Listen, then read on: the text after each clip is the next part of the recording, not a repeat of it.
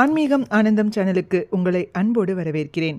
ஆதிசங்கரர் அருளிய சௌந்தரிய லகரியில் 78வது ஸ்லோகத்தையும் அதற்குரிய மகிமையையும் இந்த பதிவில் நாம் பார்க்கலாம்.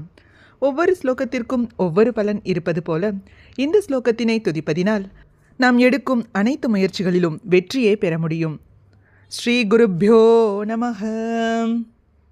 ஸ்திரோ கங்காவர்த்தஹ स्तनमुकुलरोमावलिलता कलावालं कुण्डं कुसुमशरतेजो हुतभुजः रतेर्लीलागारं किमपि तव नाभिर्गिरिसुते बिलद्वारं सिद्धेः गिरिशनयनानां विजयते.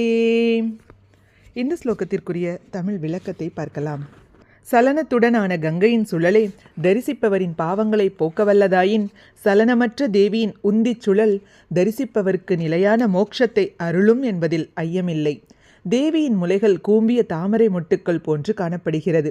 அதன் அடியில் ஓடும் மெல்லிய உரோம வரிசையானது இம்மொட்டுக்களை தாங்கி நிற்கும் கொடிகளின் தண்டு போன்றும், அதன் கீழ் காணப்படும் உந்தியானது தாமரை தண்டின் கிழங்குகள் முளைக்கும் தடாகம் போன்றும் தோற்றமளிக்கின்றது.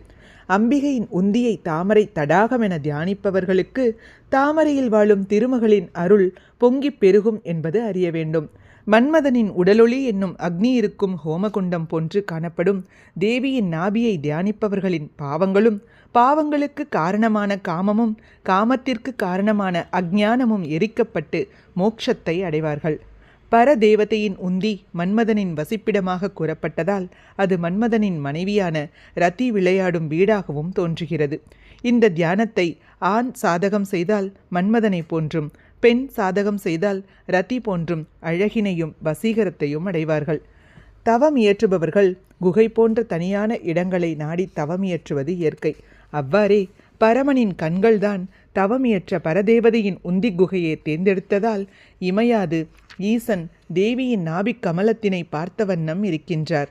இவ்வாறாக பல வகையாக வர்ணித்த போதும் முடிவில் அது இன்னதென அறுதியிட்டு கூற இயலாத அளவற்ற அழகுடன் தேவியின் நாபி விளங்குகின்றது.